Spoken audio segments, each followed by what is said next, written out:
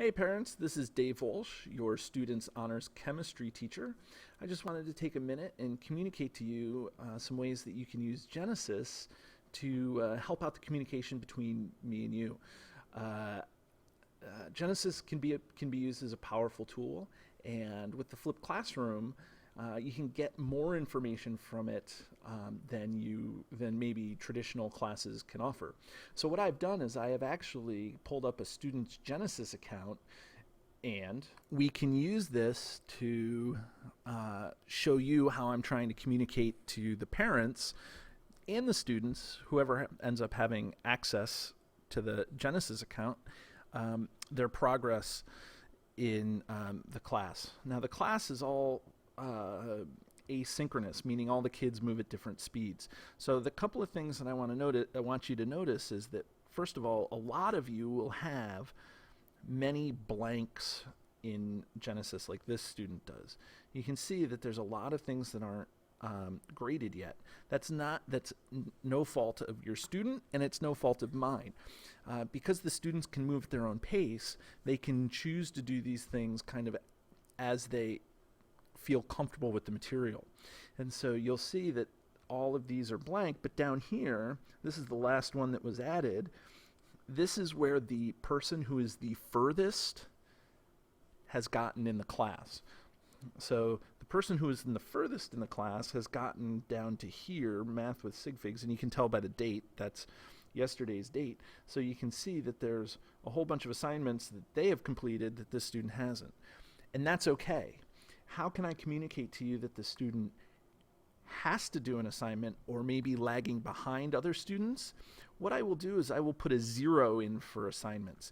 The students are, again, allowed to move at their own pace. So if they're allowed to move at their own pace, I don't want students to get too far behind. So what I will do is I will enter 0s for assignments that I feel the student should have already accomplished. If not, if I don't do that, that just gives them kind of the ability to kind of lollygag around. And so I always want to kind of continually push them forward. So those are two things that I definitely would look for: blank grades and 0s. Blank grades are not horrible, but 0s can be an indication that the student needs to work a little more quickly or spend a little more time on chemistry. Also realize that for the most part, 0s can be replaced as soon as the student finishes the assignment. Okay, so it's not a 0 forever and ever. The last thing that I want to bring up to you guys is this little extra here. Okay, if you see an assignment in there that's usually marked as a homework and it says extra, the extra really just means that that's an extra assignment that is offered in the supplemental materials folder in Schoology. Every student has access to the supplemental materials folder, and in there are assignments that they can do to add to their understanding of a topic that they may not get completely, that they may not understand.